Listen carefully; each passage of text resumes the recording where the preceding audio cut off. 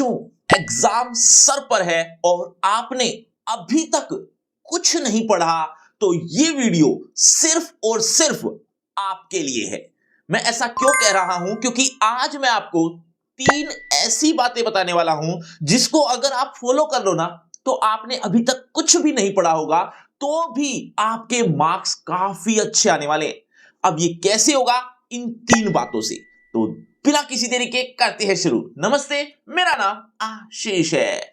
देखो बच्चों, सबसे पहले तो आपको डरना नहीं है। मतलब अगर डर मन में है कि एग्जाम सर पर है और अभी तक हमने कुछ नहीं पढ़ा तो ये डर आपको कुछ नया करने नहीं देगा।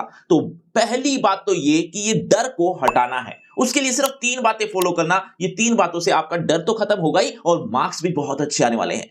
नंबर 1, सबसे पहले आप जाइए अपने सिलेबस की तरफ। सिलेबस में जितने भी चैप्टर है, चाहे वो 10 हैं, 15 हैं, 12 है, जितने भी हैं, उन सब की एक समरी वीडियो जरूर देखना। अब हर चैप्टर की समरी वीडियो देख लोगे या उस समरी को पढ़ लोगे तो उससे फायदा ये होगा कि आप चैप्टर से गो थ्रू हो जाओगे। अब चैप्टर से गो थ्रू होने का मतलब ये है कि आपको पता होगा कि इस चैप्टर में क्या बता रखा है, कौन कौन से पात्र है और उन्होंने क्या क्या क्रिया की, वगैरह वगैरह वगैरह। ये सारी चीजों से जब गो थ्रू हो जाओगे तो एग्जाम में कोई क्वेश्चन अगर आ भी जाता है तो एटलीस्ट उसके बारे में थोड़ा बहुत तो पता होगा, जिसके बारे में आप थोड़े बहुत से कुछ ज्यादा ही लिख के आ जाओगे तो उससे नंबर काफी अच्छे मिल जाते हैं। तो आप ना लिखने से ज्यादा कुछ थोड़ा बहुत अगर लिखाओगे या जितना पता है उतना भी लिखाते हो तो नंबर काफी अच्छे आ जाते हैं।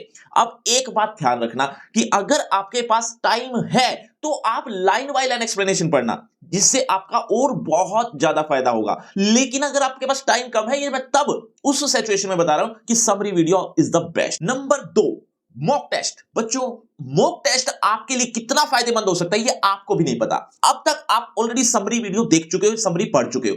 अब आप मॉक टेस्ट दोगे तो आपको एक तो ये पता चलेगा कि किस तरह के क्वेश्चंस एग्जाम में देखने को मिलते हैं और किस तरह के क्वेश्चंस आ सकते हैं। और दूसरा फायदा ये है कि आपको लिखने की आदत होगी। जब आप मॉक टेस्ट दे रहे होगे तो आपको लिखने की आदत होगी। अब ये तो कंफर्म है कि आपका सिलेबस अभी तक पेंडिंग है या आपने पढ़ा ही नहीं है तो आपकी राइटिंग में इतनी अच्छी नहीं रही होगी। इतनी अच्छी का मतलब आपकी लिखने की आदत अब बिगड़ चुकी है। जब आप बोर्ड एग्जाम में या किसी नॉन बोर्ड एग्जाम को देते समय जब लिखोगे तो आपको पता चलेगा हमारे तो हाथ ही थक रहे हैं, हाथ चल ही नहीं रहा, राइटिंग हो ही नहीं रही। तो ये जो दिक्कतें एग्जाम में आने वाली है ये पहले ही दूर हो जाएंगी जब आप मॉक टेस्ट दे रहे होंगे। अब मॉक टेस्ट क्या? मॉक टेस्ट का मतलब कोई पीवाईक्यू उठा लो, कोई सैंपल पेपर उठा लो। इस तरह का मॉक टेस्ट देने से आपकी राइटिंग का भी एक आदत होगी और दूसरा एग्जाम में क्वेश्चन कैसे आते हैं ये भी आपको पता चलेगा। Number 3, read important question. मतलब आपके सिलेबस से रिलेटेड इंपॉर्टेंट क्वेश्चन कौन कौन से हो सकते हैं या कौन कौन से हैं ये आप रीड आउट जरूर करके जाना। क्यों?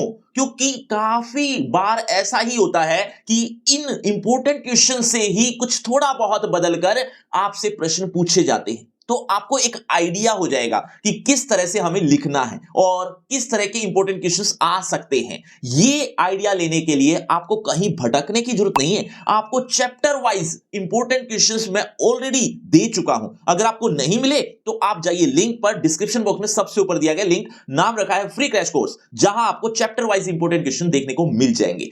जरूर देखना। और कोई भी एग्जाम से रिलेटेड वीडियो चाहते हो तो एक बार कमेंट बॉक्स में जरूर बताना, बहुत जल्द आपको वीडियो देखने को मिल जाएगी। ज्यादा रिवीजन करना चाहते हो तो टेलीग्राम पर आ जाओ, टेलीग्राम पर आपको बहुत कुछ देखने को मिलेगा। चलिए, शुक्रिया, धन्यवाद।